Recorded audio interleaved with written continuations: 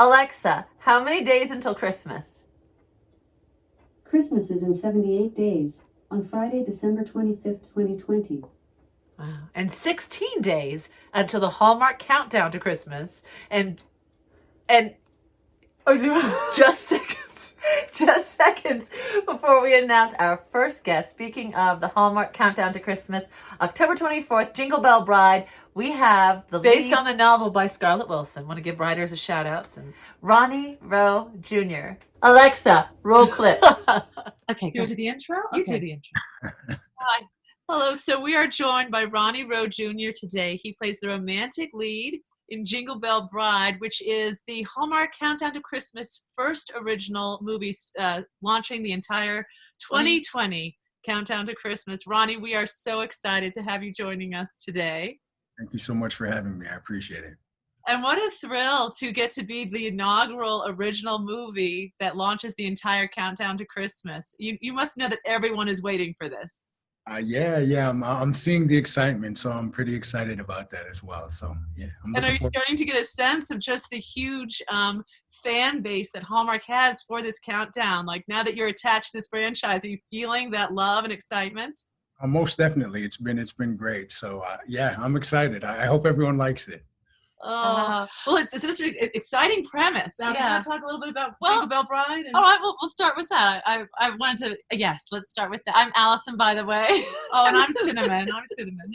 And we are identical twins, so we just let our guests know. And it takes place in Alaska, where I think, is she a wedding planner? She's a wedding planner. That she goes to find a very exotic flower in Alaska, and meets you, and you're helping her. You're a local. You're the local. I am. And have you been to? Was it filmed in Alaska or? No, it was filmed in Vancouver. We were out in Vancouver, so it was a little warm while we were shooting, but it was a lot of fun. When was it shooting? Was it shooting during the summer or? I believe we were shooting in August. Yeah. Oh, wow! During the pandemic? During the pandemic, wow. Yeah. So it must have been a little warm. Was it funny being dressed up for Christmas in August? It wasn't funny at all. Actually, it was torture, but but we made do. I feel like I was sweating in some scenes, but yeah, no, they made it as comfortable as possible. So it was a lot of fun.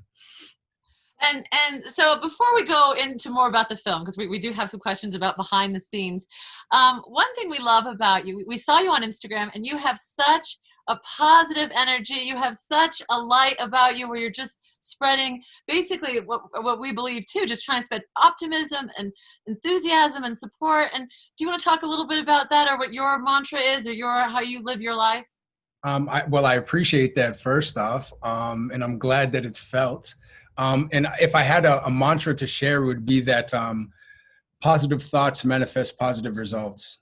I feel like my career has gotten to where it's gotten to because of my outlook. A lot of people say that acting is a hard endeavor to go after, but I feel like I've been blessed with regards to it. But I feel a big reason for that is because of my outlook on life. I just try to make the best with every day, because you never know when it's your last. So you just got to kind of live with a smile and not make crummy people get you down, because there's going to be crummy people. I love that, Ronnie. So positive thoughts manifest positive actions. Is that what it is? Wait, positive results. But but you can also see it. I feel like you can see. I feel like when someone is living life with that, in that lens, or with that frame of positive, looking for the good and trying to encourage the good, I feel like you can see it. And so, like, I feel like you can see the joy that radiates from you, and that positivity. And I think that's magnetic to people. And I think that's also what Hallmark does with their movies, is they're trying to push forward a sort of a gentler, sort of romanticized view of the world where there's more good. And I think that attracts the audience it's attracting. I just think it's important, especially in the times that we're kind of in right now, is that we got to know that, good will overcome the bad, but you just have to kind of keep pushing through and just try to see the best in everything. There's a silver lining in every situation. So you just have to see that and again, try and make the best out of everything that you encounter. Oh, I love that. I love that, Ronnie. We were living in LA when the pandemic struck. I was living in LA. Sim was living in Newport Beach, and at first we were like, well, let's go rent a cabin up in the mountains above LA for a month, a little sister time up in the mountains. We've been here for 6 months now. But we're so excited. I hope that some of the restrictions are lifted in time for Christmas, because it feels like a little Hallmarky town. Like we're in a little mountain town that has this little town center that looks very villagey. And so fingers crossed the restrictions, that COVID is under control, and there will be some sort of Hallmark element to our Christmas time. Yeah. Yeah, you live in Toronto. Is that correct, Ronnie? That's correct. I'm a Toronto boy. Oh, we visited Toronto for the first time last September and fell in love with Toronto. It's so cool because it's a neat combination of big city with small town European-esque charm. Yeah. For Americans, we felt like it was like we felt like we were in New York City, but we could walk around at night. We walked around at night, and the parks were so clean. We went to the parks by the water, and we were like, oh, we feel so safe, and it's so cute. Like what are the must-sees for Toronto the next time we come back? Like, what do you love about Toronto that we should see? Oh, there's so much. It really depends on what you're trying to do. But I mean, the CN Tower, you have the AGO, so the Art Gallery of Ontario. You have the Royal Ontario Museum. Oh. If you like nature, there's High Park. There's the Bluffs. We should talk to you. You know who to talk to when you're coming back. Kensington Market, it's like you see a little bit of everything. It's so very artsy. There's all these shops that you could go into. What else? Like the Toronto Island, you can take a little ferry over and you can just be in like another part of Toronto. What else? I mean, I went away from it telling Sin, I was like, I think I would move here before I moved to New York or LA again, because it was so, like, maybe you tell us if this was just our enchanted experience. We were only there for 2 days, so it was a very short. We had a meeting, but we had the first place we went to, it was like this outdoor cafe where they were serving crepes like the size of a baby's head. Like, they were so huge. The crepes were giant. And then, like, everywhere we walked, everyone was so friendly. They were so friendly, and then we went to then they had Second City was there as well, and we were like, oh, there's a Second City. And then we I wish I remember the name of the neighborhood we were in, because we met up with Cinnamon's friend for pizza. Yeah, and what was the name of that? It was very artsy. It had like cobbled streets and a little pizzeria. The university, I think. We passed it was so just charming.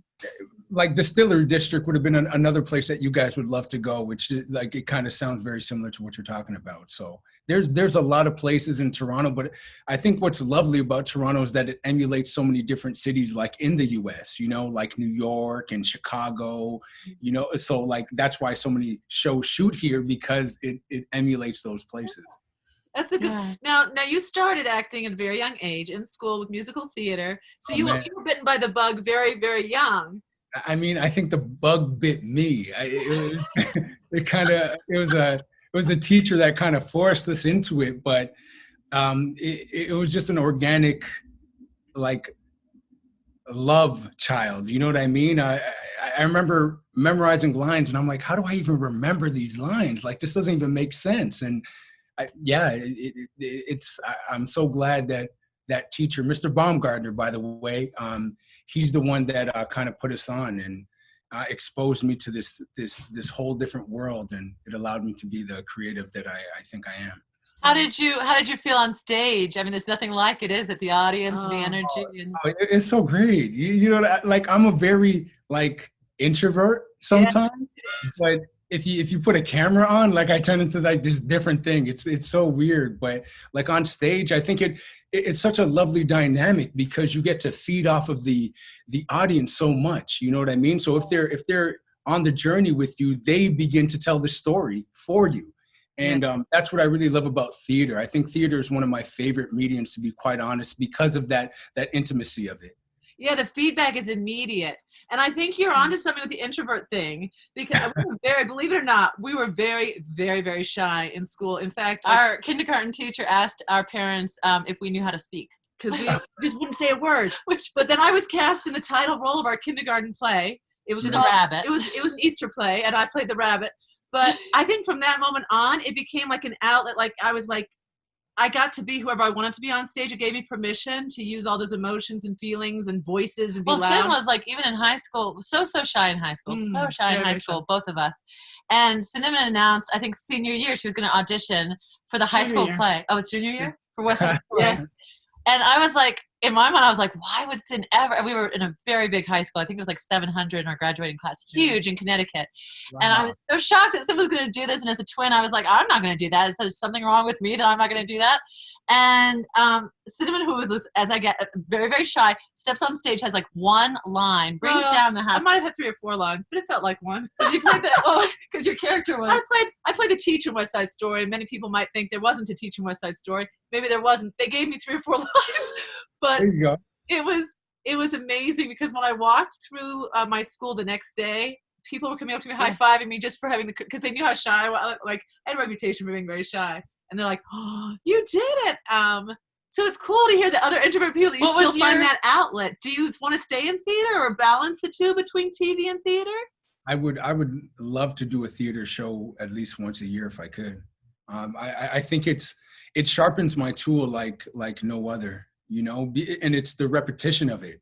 You know, theater taught me how to prepare for all my other work.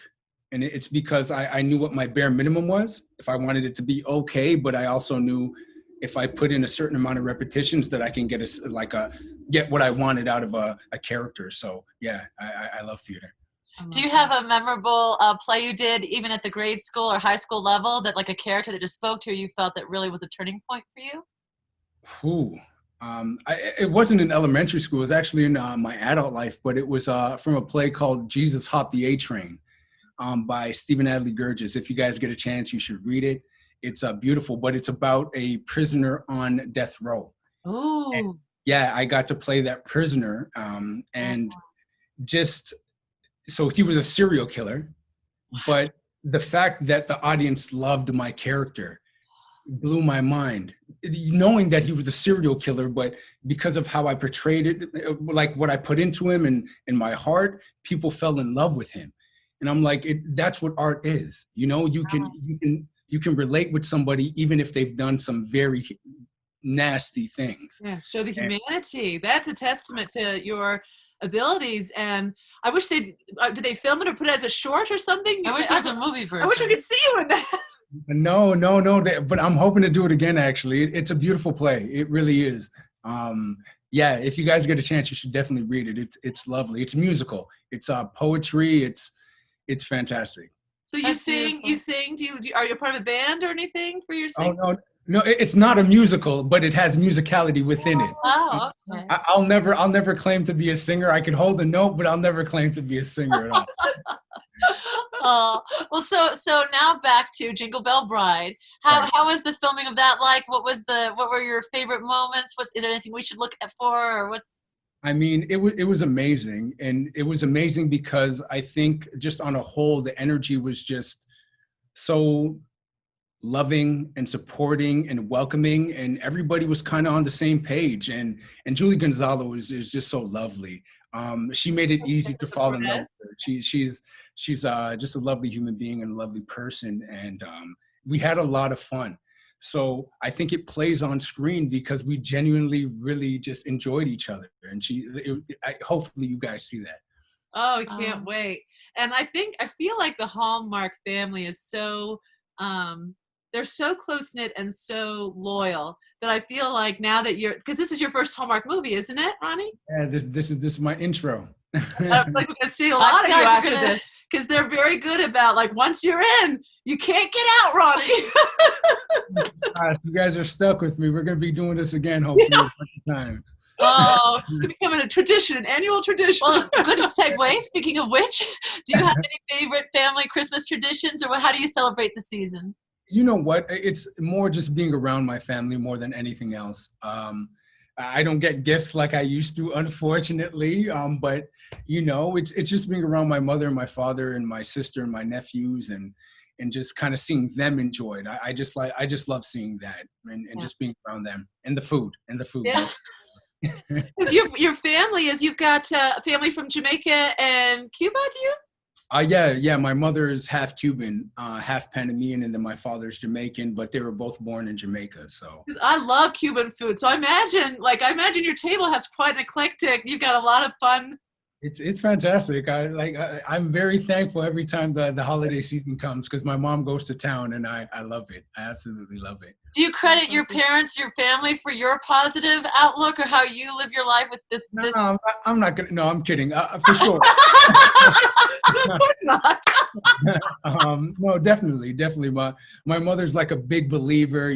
She's always kind of sprinkling that on me. But I think it's also a self-pursued journey of just wanting to be a better person. And I just see how we can choose to be really crappy or we can choose to be really good. And I just really choose to be a good person. I want anytime people cross my path, I want it to be a memorable experience. I want them to be smiling. I want them to, be like, oh, that guy, I like that guy, so that's all I want, and I think me doing that and doing what I do, I just want to be an example for people to just know that you can be a good person and be successful doing it. You can Ronnie, you're mission accomplished. I feel like you're touching Mission so accomplished. many people, even with, again, your Instagram videos are so encouraging. I just feel like your message is so important right now. And it's so needed right now. And there are people who are finding you and following you. And we're so excited to see you on October 24th. You can see the light that you're already spreading. I'm so excited for your future, Ronnie. And we know it's going to be huge. And we are so grateful that you sat down with us. And I know that we're all just going to fall in love with you on October 24th. For those who are watching this now, we already have. So thank you so much. Really, thank you so much. I call dibs. No. We're just rock, paper, scissors. I appreciate you guys so much. And you guys exude the same light. I really do see it. You guys are glowing. And again, just thank you for reaching out and asking me to be on this. It's been an absolute pleasure. Oh, that Ronnie Rowe Jr., thank you so much. That brightened our day. And That was lovely. That was really, really lovely. Has us all looking forward to October 24th, Jingle Bell Bride. We've all fallen in love with Ronnie with this interview, but we cannot wait Alexa, to see plan him. my trip to Toronto. I have a little gift for you, Sim. And not a gift. Okay, can I just say? I have a gift. Gift. And can I just say, because I lived in Germany for 5 years, and gift in German means poison. And that's Because the first time I was right. visiting my students. Get ready. Why don't you? The first time I was visiting my students after the holidays, and I came in that to stocking. the States for the holidays, obviously, and I brought them all little gifts back, and I said, "Boys and girls, I have a gift for you," and they're like, "Oh." And I asked my assistant why they were having such a strong reaction, crying and hiding under the tables. And she said, in German, gift means poison. Cinnamon and I used to have this game when we were really young, like kids, where we used to take objects from around the house and wrap them so carefully, and then we would present them to each other, and the other sister would like open up this present, and we had to keep a straight face. Like I would bring it to Sim and be like, "I got this for you," and I'd keep like a straight face, and Sim would start to open it, and she would open the layers, and inside was like lint from the lint trap in the dryer. We never actually did lint trap, did we? I wish we What had. was it, silly things? I did like a spool of thread once. Okay, yeah. And then we would like laugh hysterically. Because it wasn't always mean. Like, it wasn't mean. It was more was silly. just We both laughed really hysterically. mundane objects from around the house that Yeah. we wrap up very ornately. But, so we decided to kind of recreate that by giving ourselves a challenge to each one in separately to a dollar store. And just tried to, we said, get one ridiculous gift and one, because I said I wasn't sure. I came out first. I said, I got you 2 gifts because I wasn't sure if we were being silly or if we were being serious. Well, here we go. Should you have yours ready? So Go I ahead. would You get go to for know it. both. Oh, do you Both? want me to? Okay. You were just supposed to take out of the stockings. I We'll taped have the to take stockings these- to the mantle. Wait. Before you open mine, let me finish opening yours. Okay, go ahead. Oh, what is this? Return sports ball. What is this? This I is think it's a hysterical. ball that you hold on to Let's one see. part of it and you throw it and it returns to you like How a do you not frisbee. get it? How do you not get hit? I'm going to save this in case I need to sue these people because there's their name and address. We don't How do sue. you know? But how does this not hit you in the face? Because what happens is if you were to throw this hard, it comes back. Do you see what I'm saying? Go I'm ahead. going to try throwing Yeah, it. see? But if it hits me in the face, Teddy, you guys are my witnesses. I'm going to film this part. Wait, the door says. Yeah, throw it at the door. But here's the question. Here's the question. In the scenario of the company that's made this adorable little gadget, who am I throwing the ball to? I was thinking like a dog. Okay. Dogs do bring things back. I love the paper. Because that's... I thought that was beautiful. That's not the joke one. Oh, that's beautiful. That's the one that I thought was really. I would have That's had that for beautiful. myself. Isn't that beautiful? Now, if I throw it, does it come back? Is this No, the it- part I put around? Can you just show them very close up? It's beautiful because I want them to It's see. beautiful. It's a snowflake. Isn't that beautiful? It's a snowflake. I really That's thought it was beautiful. So that we could put that. You can hang that from the I hook. will. I will. It's a treasure, and I want to. You don't like it? I would have got it for myself. I love it. Can I just hold it for 1 second? No, you What? held it when you bought it. And now it's Can I mine just hold it forever. 1 second? Never. From now, and for as long as I have, you will never hold this, ever. Allison, can I just see if it was? No, I answered that twice now. Are those horns? Where's your forked tongue?